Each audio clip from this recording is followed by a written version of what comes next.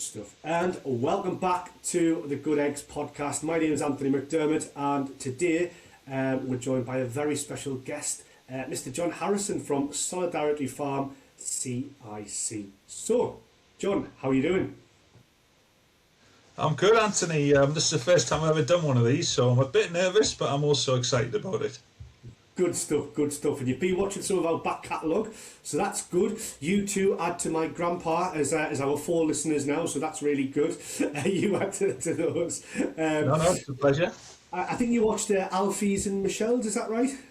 I did, yeah. Alfie's a great inspiration. You know, he's such an amazing communicator, and I've seen him at loads of events and things. And then I know Michelle. She's helped me a bit with my social enterprise, so it was really inspiring to hear some of what she said. Especially, I think she talked a bit about self-belief that really resonated. So, yeah, I really enjoyed both of those. Yeah, brilliant. Yeah, Michelle's fantastic. You're right. She talked about self-belief and that imposter syndrome. I mean, Michelle, I've had many conversations about this, and you know, she's had lots of her own battles with that. But you know, she's really flying now, which is great to see. And now, obviously, she's at the North East BIC and doing some great work with a guy that you know really well. I think just before we came on, we were chatting about Ernest Dodds. Fantastic bloke. What a great guy! Yeah, he's been with me from the earliest days of Solidarity Farm and helped me so much. He's you never forget the people that help you in the beginning, do you? Yeah, and Ernest's one of those guys. Good. And it's sometimes the little things, isn't it, that people don't realise, isn't it? You know, doing those cash flows, doing that little bit of advice. They're the instrumental cogs in the machine, I always think. Yeah, and I think it's when you meet someone and he really believes in what you're doing and he doesn't dismiss it, and he says, well, you want to apply for this grant, I'm going to, help you with your cash flow, and that's what you want at the beginning. You want people to just get alongside you and kind of accompany you on the journey. So, yeah, he's great. I love it, John. So, it's a bit like This Is Your Life, isn't it? So, it is like you are a good egg. You were recommended to us by many different folk who threw your name into the hat, and we're really glad that we managed to have a conversation, and we're really glad to have you on the show. So, John Harrison, who are you and where are you from, first of all? So tell us a little bit about the early life for yourself. So, early life, I grew up on a farm near Rothbury. We were tenant farmers, so quite a kind of, well, I don't know if I would say isolated, but we were kind of 2 miles away from the main road. Yeah. So we were kind of out in the sticks a bit. So grew up with my family there, then went away to school at 11, so went to boarding school, so that was quite a formative time, I think. Then went to university at Newcastle, and that was kind of, I would say, going to boarding school had quite a big impact on me. Yeah, I can imagine. And I imagine coming from a kind of rural area, you know, I know Rothbury pretty well. When I was a kid, we used to go on holiday to Otterburn, and they would kind of leave the kids in the house, the deer hunters lodge in Otterburn, and all the adults would go to Rothbury for a beer and two. And so I know Rothbury a little bit. Really fantastic part of the world, actually, really underrated part of the world. But coming from that kind of rural background, and then finding yourself in the kind of in first of all boarding school and then the big city, that must have been quite a culture shock, I would imagine. It was, yeah. I'd spent most of my life outdoors, helping on the farm. Just kind of going on little adventures, and then to my boarding school was Carlisle. Okay, wow. And it wasn't really like Hogwarts either. It wasn't like that at all. To leave freedom to then be kind of, I don't want to use the word incarcerated, but I will use that word. It was kind of, I think it's left me with one or two maybe slight attachment issues. Okay, wow, that's okay. So in terms of boarding school, and so what was that like then? Obviously you said it had a big impact on your life. Obviously you've just alluded to kind of attachment issues. What would you say was the big impact of boarding school on you personally? I think it was quite tough. There was very small number of boarders at my school that I went to, so there was only between 3 and 5 over the 5 years I was there. Okay. And it always felt like a bit of an add-on to, there were day pupils and then there were boarders, and it wasn't, there wasn't that much to do at the weekends, and it was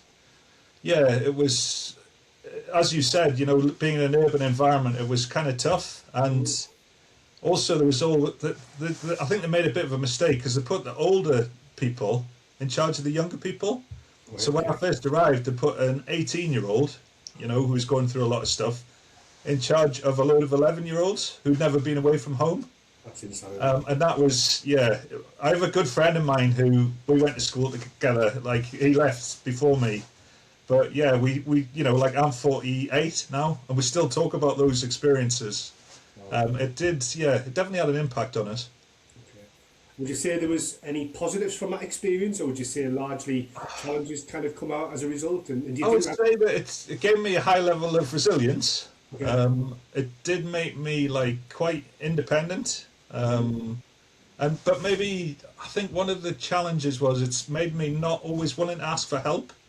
Okay. I feel like I should be able to do everything on my own, and it's only kind of as I've kind of gone through life, I realised that we work collectively and we work better as a community. Whereas before, I kind of felt a bit more like a bit of an island.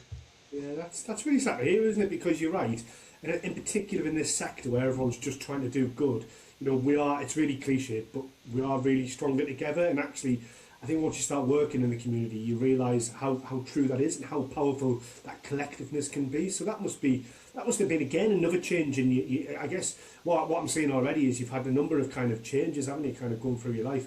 Definitely. Yeah, there's been a few transitions, I must say, and maybe we'll talk about it a bit later. But yeah, I struggled with them, but then looking back, I'm quite happy that I've gone through them, and I've had a bit of counselling over the years, and yeah, I can see the benefits, but also there was quite a few costs. Yeah. Yeah, I get that. But I guess that lots of this path leads you to where you are today, and why you want to help others because of some of the challenges you've had. Is that probably fair to say? Oh, I think very true. Yeah, just that feeling of wanting to help people that maybe feel a bit, disconnected, and they feel, well, worthless is a strong word, but who feel that they are nothing in the world. You want to kind of get alongside them and help them, realise that they have something to contribute. Yeah. Okay. So boarding school, you left boarding school at what age? Was that kind of 18? Was it? That was 18. Yeah. I did go to a different boarding school after the first one, and that was a better experience. Yeah. So and then I had a bit of a year where I travelled around and worked. I went to Ghana for a year. Yeah, I saw that. Fantastic. How did that come about? Because that's very different. Yeah, so one of the schools I went to was a Jesuit school, and they had these connections, and me and a friend of mine learned about this kind of organisation that the Jesuits have, and they said we could go and volunteer in a school in Ghana. Wow. So it was really disorganised. We met this Jesuit priest called Father Grummet, and we were expecting everything to be organised, but we met him, and he said, "There's 1,500 quid. Speak to me in a year's time." No, he said, "There's 1,500 quid and 2 return tickets." So kind of, yeah, that was in 1996. Very different time. So you got there, and was there a kind of plan, or was it just a bit like, right, we just need to teach these kids something? Is that? Yeah, it was kind of, it was a bit of it was just kind of doing our best. But yeah, I think we could have done more than we did, but we did our best. So yeah, it was a bit unstructured. And again, those experiences really frame who you are today, isn't it? Coming from we go back to your rural, that farming background in a rural community where it's probably a bit clicky maybe, and a little bit, very small, and you're isolated, then going to boarding school, and then all of a sudden you're in the big wide world. I mean, that is a hell of a step up, like John, to be fair. It was, yeah. We went up to Timbuktu, and yeah, we travelled all over the place. So when we were 18, it was an amazing time. That's amazing. It's funny, actually. I was talking to somebody about travel earlier today, and travel. I come from a working class background. Didn't particularly travel much as a kid, but after leaving school, joined the armed forces, and then doing lots of other weird and wonderful things. Probably a bit like yourself, the many wavy paths, so to speak. But travel is really the thing that's really drove me on. You just learn about different cultures, getting to meet different people, and just see a different way of living that isn't wrong, isn't right. It's just different. I think that's fascinating, isn't it? And you must have seen that in Ghana for sure. Yeah, definitely. It kind of opened my eyes, and just like, especially like Mali, we went to, Mali and through the desert, and just seeing a completely different culture was just mind blowing. So yeah, it was an amazing experience actually. Good. So how old are you at this point then? So you're probably early 20s at this point, are you? No, no, I was only 18 then. Still 18, wow. Yeah. Blimey. So you did Then that for a while, and then what was the kind of next stage of your kind of life in your career? What did that look like for you then? so then went to Newcastle University. Did another year in the middle of that degree and went and worked in Zimbabwe on a cattle ranch. Brilliant. Yeah. Brilliant. So I had a friend who was at university with me in Newcastle, and he had a dad who was managing this cattle ranch. So I went and did that for a year. So that was amazing as well. Yeah, that must have been really. Do these opportunities still exist for young people, or are they kind of a bit dead and buried? All right, okay. Is I it don't meant think to- so. No, it's like I was very fortunate to get them, and I did like take my chances. But yeah, it was quite amazing actually. That was the year 99 2000, and it was the year all the farms in Zimbabwe got in. Well, not all of them, but a lot of them got invaded. Oh wow. Okay, right. So was Yeah, it kind by of was it there was a lot of terrorist like organization political stuff. or political stuff? Right. Okay. Well, that must have been. So you kind of must have been at the heart of all of that. There must have again. That must have been pretty terrifying, I guess. It wasn't too bad, but it was yeah, it was.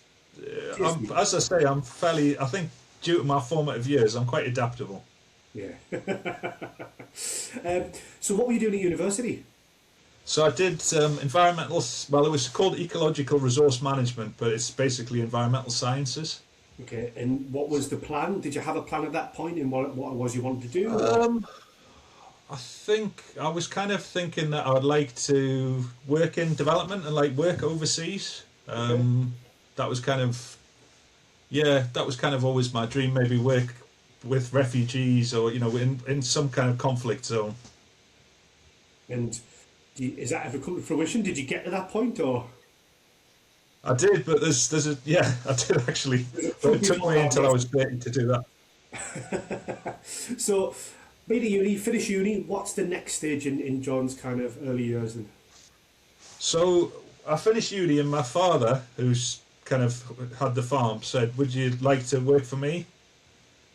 Which I was a bit reticent to do, but anyway, it seemed like what I should do. So yeah, I went to go and work on the farm with him for the next 8 years. So I did that.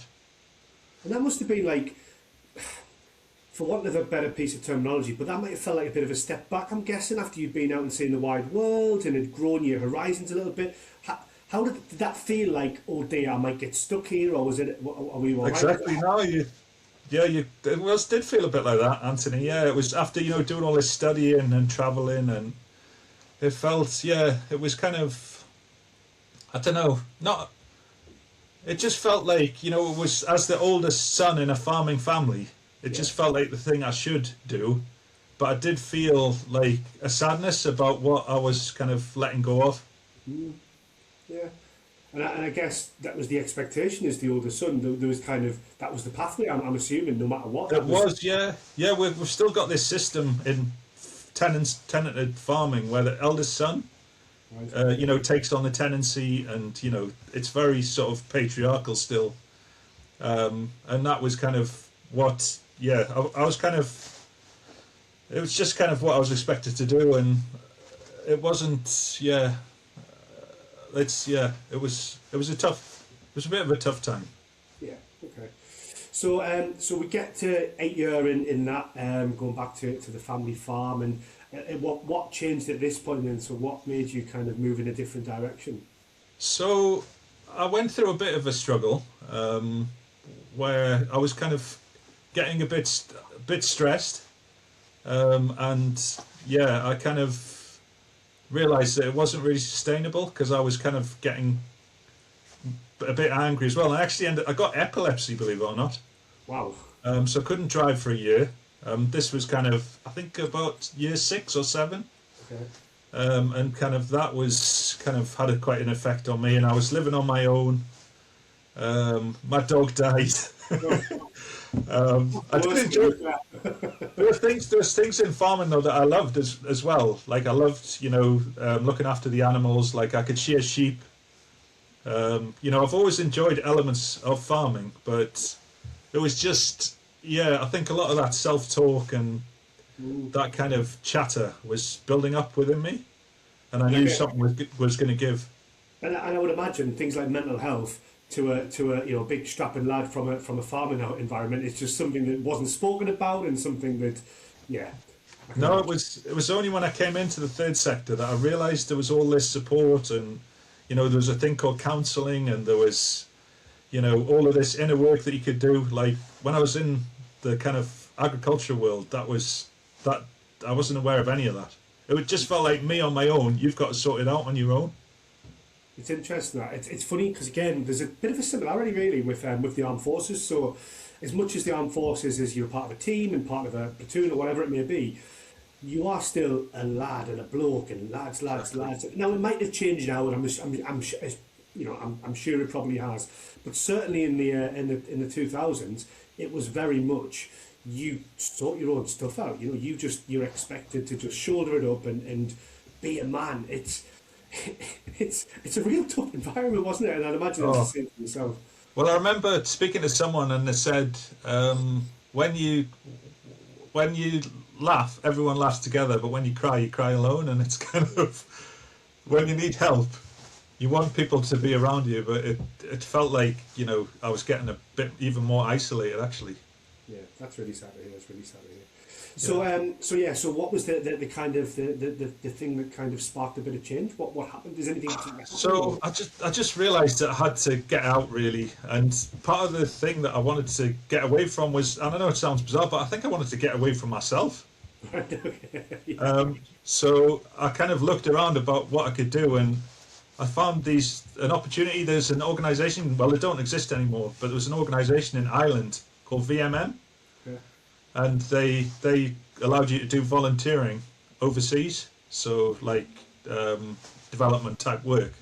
So I contacted them, and then within a very short time, I was in Ireland, doing a kind of a week long course thing, and then within 3 months of deciding to do that, I was then on my way to Malawi. So how did the family react at this point? By the way, that you just kind of Oh made this well, decision?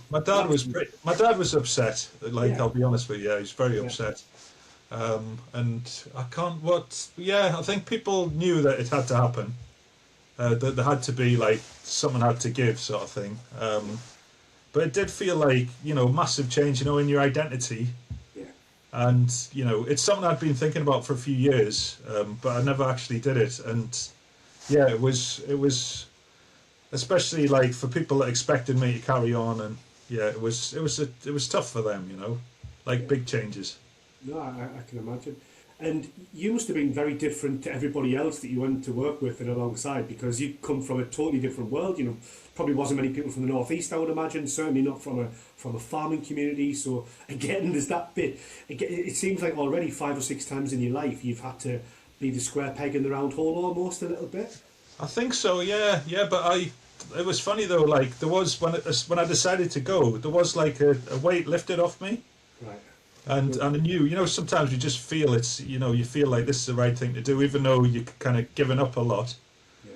Yeah. It felt like, um, you know, it had to happen, and it was just like a liberating feeling. Yeah, I love that.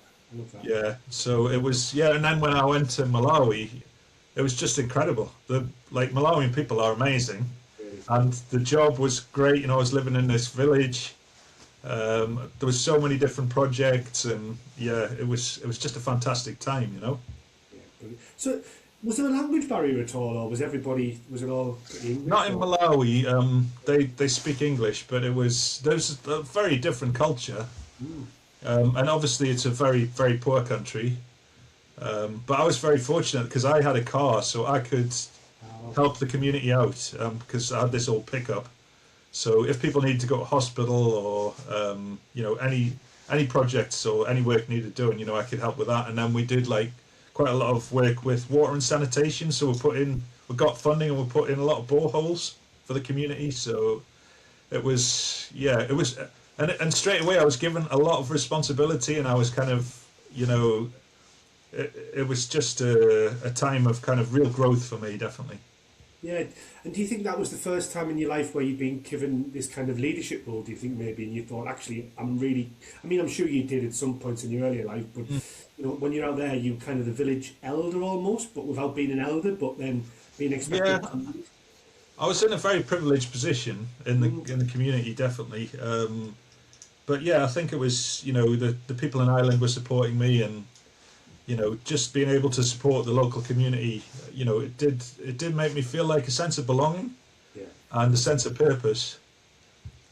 Because there was the Malawian people I worked with were so driven, mm, and they could see me, you know, as an asset, and they kind of leveraged what resources I had, and they used me to kind of attract funding and, you know, get things done. So I was really happy that I could be like a catalyst for them. So it kind of worked like that. that's really cool. And I guess this is where some of the ideas might have started forming about what you want to do in your later life, I would imagine. Is that fair to say? I think so. Yeah, I kind of there was a big part of me, you know, for I'll probably do this for a long time. Mm, And yeah, I did extend because I was supposed to be there 2 years, but then I extended by another year. okay, But then, yeah, then I decided, oh, I needed to come back and do some studying. okay. Education's been, it's interesting actually because this is now what your third stint of education. So education's clearly been something that you really feel empowers you and you really enjoy. So what did that period of study look like this time? Was it the So, same sort of thing or? so it wasn't quite, didn't go to plan. So I got a place at Edinburgh University. So I Fantastic. came back from Malawi, went to study. This is like 2012, I think. And then I started this course, you know, it was, and then the feelings came back again, you know, of anxiety. And then the negative self-talk started again. Yeah. So I managed to get through one term, and then I gave up. Oh, Yeah. okay. And how did that feel at the time? I'd imagine, Oh, did you feel like a failure or was it? oh, a massive failure. Yeah, it was a huge. Yeah, it was very like terrible again. And when at the time it felt awful, but that year I would say would be one of my best years in terms of like looking for what I wanted to do and discerning, you Self-development. know, what I did next. Yeah, Yeah, yeah. So what was because the ideas kind of forming in your head at this point? Because obviously you've had a lot of it. You're still relatively young at this point as well, and you've obviously got a lot of ideas swimming around in your brain. But maybe you've hit the reset button again. Was that be fair to say? it was, but the only trouble was I was then back in the farming world, but then I didn't have a job. I was kind of, I just felt like I kind of, yeah, I wasn't sure. I'd just given up, you know, studying, and I was kind of like, what do I do next? And I did some crazy jobs during that time. I actually even got a job spreading human waste for this company called Agravert, you know, which is like, it was an awful job really, but it was the team that I worked with were fantastic. So I did a bit of that. I actually went on a massive pilgrimage to Spain, the Camino. Brilliant. Yeah, heard of it. Yeah, excellent. Yeah, so I did that, and then I started doing a bit of volunteering with Changing Lives, you know, the homeless charity. Fantastic organisation. Yeah. Yeah, yeah. So I did a bit with them, and then I was kind of just in between, sort of thinking about what I could do for about 9 months, and then I got the opportunity to volunteer again back in Africa and in Liberia. Right. Brilliant. Yeah, so then I headed off there. It's amazing the amount of different places you've kind of been, and especially just I keep going back to it, but coming from from a rural environment in little Oh old yeah, Boston to going to all of these wonderful places that's just fascinates me. Like I think it's brilliant, you know, because yeah, often. Fair or not fair or unfair, I think sometimes we think of people who go out of these places as being kind of rich kids from down south and you know given opportunities, but actually you just went, actually do you know what, no bollocks to this, I'm going to go and take this opportunity and make a difference, and that's class. I love yeah. that. Although I think, yeah, I am like, you've got to recognise your own privilege, haven't you? You know, I did get the opportunities, but yeah, yeah, I took my chances. I'll say that. So yeah, I ended up going out to Liberia to work, like volunteer for an organisation, and then got a job with them as a Right. program manager. Um, they're called Mary's Meals, based in Glasgow. Yeah, so that was when was that? That was 2014, was it, to 2016? Okay. Yeah, so that included the Ebola period. Where unfortunately I went on I went on my holidays just as it started, and I ended up getting put in the RVI for a week because I actually had malaria, but they thought it might be Ebola. I knew it wouldn't be, and then they wouldn't let me go back to Liberia during the whole of I can't remember how long Ebola lasted, but it was about 6 months. Right. So when I went back again after my holiday, this was 6 months. It was, I felt a bit embarrassed. All my work colleagues and friends had been through this terrible, Yeah. period, whereas then I'd basically been away, been on holiday. So, So you've had war, you've had a bit of famine, you've had oh yeah, Ebola. I mean, crikey, John, you managed to time it well, oh, haven't you? I have, yeah. The Liberia, yeah, that was really tough for them, and yeah, still Liberia. Like I really love Malawi, but Liberia was a special place for me. Would you say that's the place that's got your heart? Would you say? I would say it has, yeah. It went through a lot of like civil conflict, and the people there are just so feisty, and they're so resilient, and yeah, just absolutely amazing people.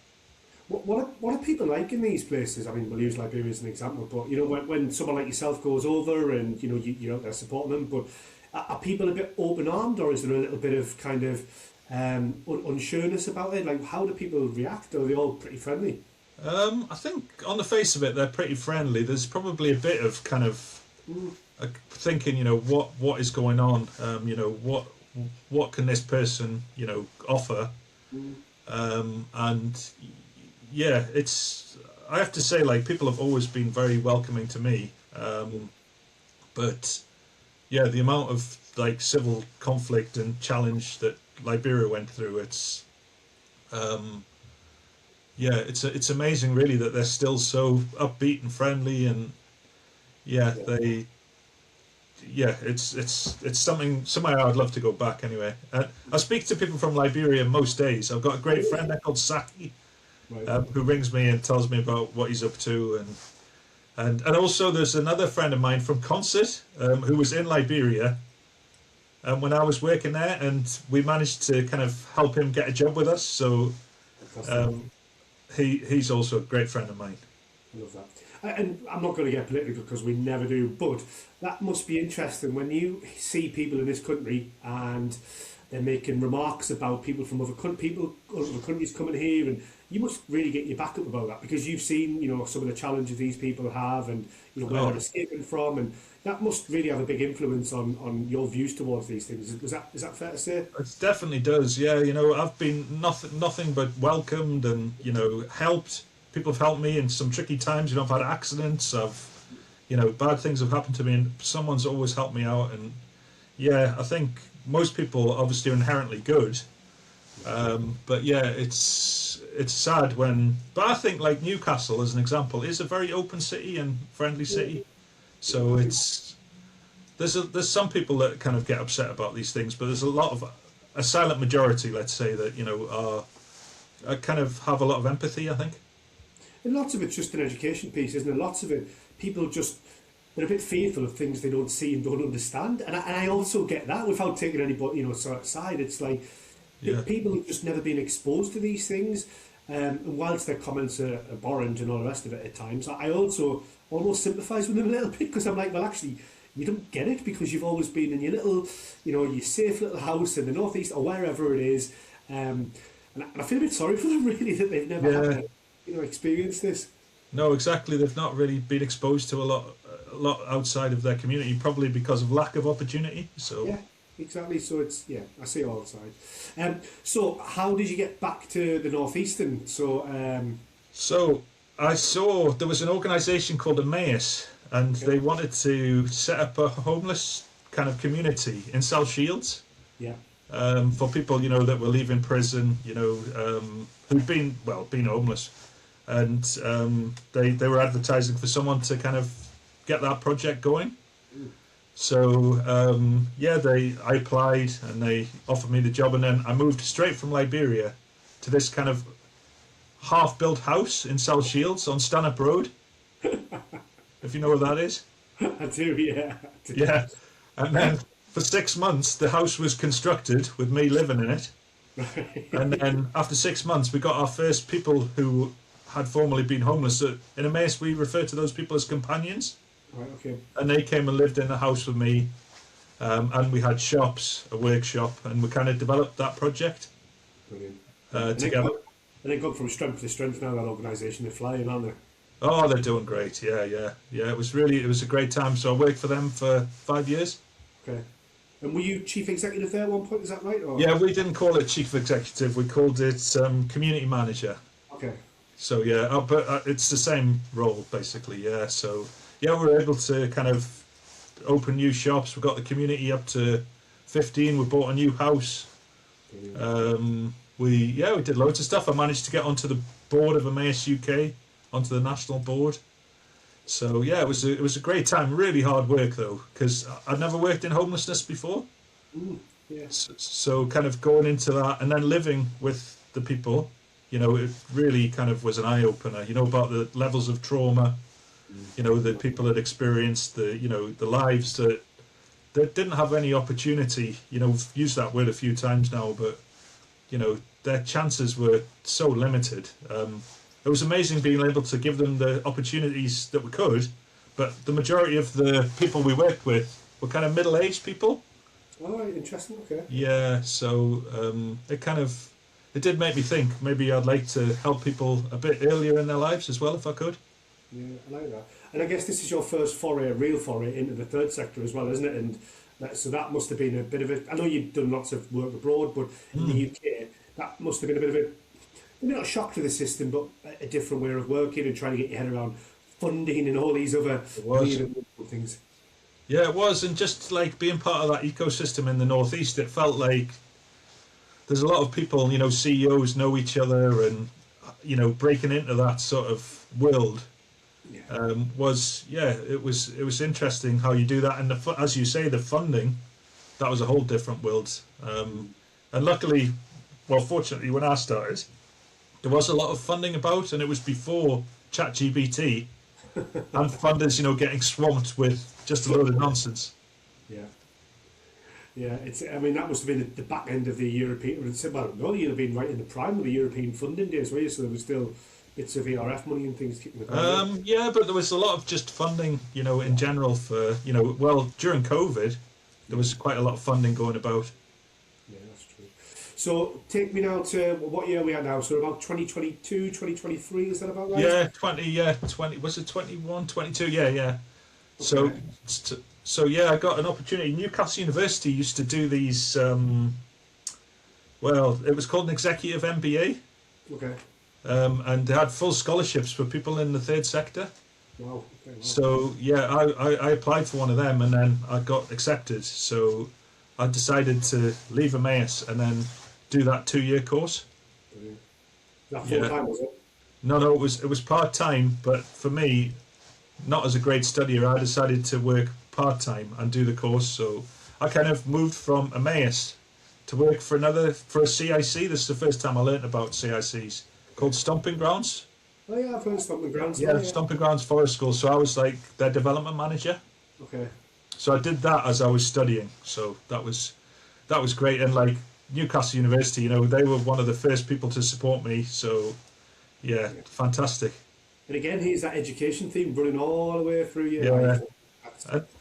And this time as well, I was determined not to give up on this one. So even though I had all the chatter in the first term, and I was thinking, oh, I'm never going to manage to do this, blah, blah, blah, and I don't belong here and all this, I managed to kind of push through that. Read a few good books, that Feel the Fear and Do It Anyway, and Excellent book, yeah. the Growth Mindset book, and then what's my favourite book, The Power of Now. I've never read that one. Do you know, somebody recommended me that recently. It's Yeah. apparently fantastic, isn't it? It's great. So reading a few of them and then just managed to push through, and obviously had the support of my wife Yeah. then, and yeah, it was managed to get through it. But there's obviously a lot of resilience in you, John. I can tell, from lots of the things you've been through. But you've obviously, I would imagine as well, because of I'll use the word failings, but I don't like the word. But Oh. failings at university previously, and maybe some of your other choices that you've made. I'd imagine there's a lot of imposter syndrome at this point as well, and thinking, Oh I yeah, can't do NBA, I can't do this, and to get exactly. that is amazing. Yeah, no, it was. I remember the first day, and yeah, sitting on my own because when you deliberately isolate yourself, and I was looking at the other people on the NBA, and I was like, I'm not like them. And I was like hunched up, and a guy said to me like a couple of times later, he said, I thought maybe you're like the secret millionaire because you, you just looked like you were going to kind of reveal yourself, and you looked so kind of hard up. Oh, But yeah, it was the people, the cohort, the people on the NBA were great though. They kind of helped get me through. We did this thing where you do a test and it gives you a color okay. in terms of whether you like red, orange, Like green. Pardon? like a personality thing, was Yeah, it? Or- personality yeah. thing. Yeah. So I think most of the other people were like red, blue, and I was the only green one. And green people have a certain set of skills, and the people on the NBA, well, they said we need you because you're different to us, and that made me feel like I was needed, and it kind of made me really push through with it. I love that. I love that. That's really nice to hear because lots of the things that you've said is you didn't feel like you were in the right place or you felt like you'd failed or whatever. So actually to get to this point now, which is only a couple of years ago, where finally like I found my flock for a farming bit of terminology. I found my flock. I found my people. That must be I guess then. This is when the real passion kind of started in your head and the wheels started turning, was it? And is this when you started thinking about I can do something myself? Is that fair to say? Yeah, you're right, Anthony. Yeah. So I started to we did a lot of projects on the NBA, and I started kind of on paper developing ideas about, maybe using what I learned in the third sector, but also going back into the farming world Yeah. and like doing, value propositions. I remember doing a module about like setting up an enterprise. Right. And then after doing that module, I thought, well, maybe I could actually do something like that. Yeah. So then I started looking for money to do it, and it was kind of thinking, well, if I could just get going, then maybe I could do it for a month or or 6 months or whatever, and that was my thought process. Brilliant. So where did the Solidarity Farm come from? Is this about this point where you thought I'm going to go and do that, or? Yeah, so that was like 2022, and I kind of started to. Well, no, it was 21 really, where I started kind of developing the idea, and then 2022 I kind of registered the CIC, and then started to look for some funding, and then the university had funding. They had this thing called foundership. Okay. And there's some amazing people that had done that, like including the people that developed the sports brand Castori. Oh wow! Bloody hell. Yeah. Yeah, like who really done amazing things. But anyway, they accepted me on it as well. That's good. On this like accelerator thing, and they gave me funding, and then we got some funding from the Churchill Fellowship. Yeah. No, Yeah, they had an Activate fund, and that kind of gave me enough to kind of get some time to start developing the idea. Fantastic. So tell us a little bit about the kick then. It's a CIC, aren't you? Is that right? Yeah, Kick, yeah. So we're based on the farm where I grew up in Rothbury, and then we work with young people that have been excluded from education Okay. or are in specialist provision. So we've got alternative education, and then we do holiday camps, so they're like funded. So through half, yeah, we do them, and then we do educational farm visits. So they're mainly for special schools. Right. So it's been, we've got quite a bit of infrastructure now. We've got like a classroom, compost loo, bought a tractor last year, a passenger trailer, and we're kind of, the direction of travel we're going in, we want to help young people, that can't be in education to kind of transition into work Yeah, I love that. without necessarily having to go back. Because a lot of these guys, like we've got one young person we work with at the moment, he got excluded when he was 8. He's now 16, he's just turned 16. He hasn't been in any sort of education for 2 years. He joined us in November, and he comes 2 days a week, and he's got 100% attendance. Yeah, exactly. Yeah, you've just got to find that key to start the ignition, haven't you? I guess. Exactly, and it's probably the same, with your military experience. Yeah. You create that sense of belonging, you create that, that trust, Yeah. and, the young people can do amazing things, but the issue I find with them, they carry a lot of baggage with them now. You know, with these EHCP plans, and you know, it's quite hard for them to kind of break free from the labels that they've got. Do you know what, John? You used the word there, which I think you're right. You used the word trust. I think Yeah. I think lots of society now we don't have trust in particularly younger people. We all have this this blindsided vision that young people can't do anything. They've got this, and they get written off, and it's causing this huge snowball effect of people just getting lost in the system. And actually, if people like yourself didn't pick them up and showed them a different way of doing things, who knows where these poor buggers would end up? Yeah, exactly. They need someone to accompany them, and yeah, have trust, but also have a feeling of belonging. Because a lot of the young people we work with, they talk about the farm as our farm, and I always feel, wow, that is powerful. But I think, like, yeah, they need, as you said, they need someone to allow them to take some risks. Yeah. And when you're working with sheep, cattle, machinery, Yeah, it can be quite challenging. But like yesterday, we did some work with the sheep. We were kind of doing some, vaccinating them, and various things. And we had a young person with us, and yeah, he just never stopped. That's class.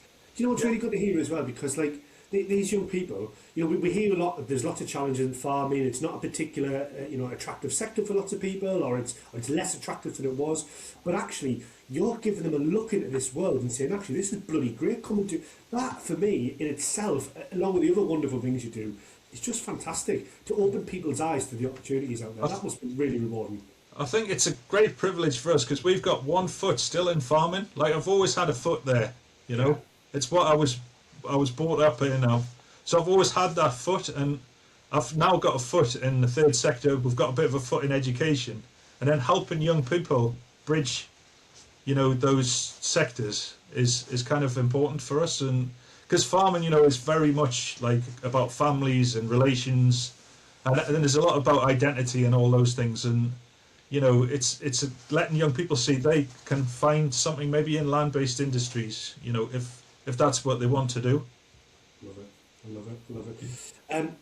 So we're coming to near the end, which is really sad because I've really enjoyed this chat. I've enjoyed it. Yeah, it's great to have me on. Thank you. No, honestly, it's fantastic. So a couple of questions we ask before we let you disappear. So one of the questions with our egg theme is, what's been your scrambled egg moment? So what we mean by that is, at what point within your career, life, business, whatever, has there been where life maybe wasn't going so well? And you've probably got lots of examples. And what is it you did to make that change? And what advice would you give to others? My scrambled egg probably was when I went to the university in Edinburgh, and then I thought I had it all sorted, and then I left, and then I had all this like chatter going on and all that, but then it gave me the opportunity to search, and it gave me a freedom to kind of look at other opportunities. So I don't know. Someone once said to me, you should never run away from your problems, but sometimes I think it's a good thing to do if it gives you the space to kind of explore other things. And I think that's one thing you've definitely done is explored other things, haven't you? You've thrown yourself into some really wonderful situations, and that's got you to where you want to be, isn't it? Yeah, and even though it felt like a scrambled egg time, it kind of led to other things. Love that. I love that. And I guess my final question is, what's your golden egg moment, or what's your golden egg piece of advice? What would you say to any of the young people you work with, maybe, or maybe somebody looking to start their own business, or maybe just in life? What would you say is your golden egg that you would give them? I would say look for the people that are going to help you, and when you find them, hang on to them. Love that. Whether that's, I would say that to young people or anyone setting up a CIC, like we, like everyone, face the challenges of funding, looking for, different pots. But we've been really fortunate to find, some relational funders who kind of we've built a relationship with, and they're interested in us, and and we're interested in them, and they've come to see us, and building up those relationships are so important. So I would say when you find them, stick with them. I can say who they are. Yeah, I love that. So find your tribe and hang on to them, basically, isn't it? I love that. That's great. That's really good advice. Yeah. And funny, probably some of these places you worked abroad probably weren't literally tribes, weren't there? And you've seen that in action, haven't you? Yeah, definitely. It's it's a lot of like that feeling of belonging it's in your head, but you have to kind of get there through doing the work, and that's why I'm always a bit reticent with young people, because I'm telling them all these things, but it's taken me 20 years to get to that stage. So yeah, it's a journey, isn't it? That's amazing. That's fantastic. No, thank you so much for that, John. It's been great speaking to you, and thank you so much for your positivity. You've had a lot of challenges, but you're here and you're doing some fantastic work, and I'm sure the young people you work with really, really benefit from it. What's next for you in the business? I would say we want to help young people, not just with developing skills, confident, resilience. We want to help them to get into work. So yeah, we're looking at developing placements, and working with others in the kind of farming world, and within we've been working on a project with Groundwork, on kind of farm experience days, but helping young people who are kind of far from education or far from the workplace to kind of transition into work. So we're kind of really excited about that. Love that. And if there's anybody listening or watching who you'd like to work with, how would they get in touch with you? Yeah, just give us a ring. Come and visit us. You're always welcome. We've got our website, solidarityfarm.org.uk. Just reach out. We're always looking to build new partnerships, and that's how we work. Or maybe just like a day out on the farm. I'm part of the NatWest Accelerator. Oh, brilliant! Yeah. Yeah, and we had them come out a few weeks ago, and they helped us with lambing and those things. So just come and see us. Love that, John. I love that. Thank you so much. One final question before we let you go, because I know you've had a busy day today, so thank you so much for doing this. Obviously, this is the Good Eggs podcast. I'm sure you've came across lots of fantastic people throughout your career and life. Is there anybody that you think that we should get as a guest next on the Good Eggs podcast? Who would you like to see on here? Who do you think's got a great story who you'd like to hear from? Well, from my MBA days, Charlotte Windybank. Okay, yeah. From First, she's always doing some great things. Jake Hanmore. So yeah, I've given you two there. From First, yeah. Charlotte is on my hit list anyway, so we'll definitely give her a shout. But cheers for that, John. All that's left for me to say really is genuinely from the bottom of my heart, thank you so much for doing the pod, and thank you for being a good egg. And I mean that as well, John. Honestly, you've done some cracking stuff. I didn't actually mean an egg pun there, by the way, but it came out. Thank you so much. And we can't wait to see what's next. So, Brill, thank you very much, and have a good evening. Thanks so much, Anthony. That's my first. I hope it's not the last. Definitely not. Cheers, John. Take care, buddy. Bye. Ta-da.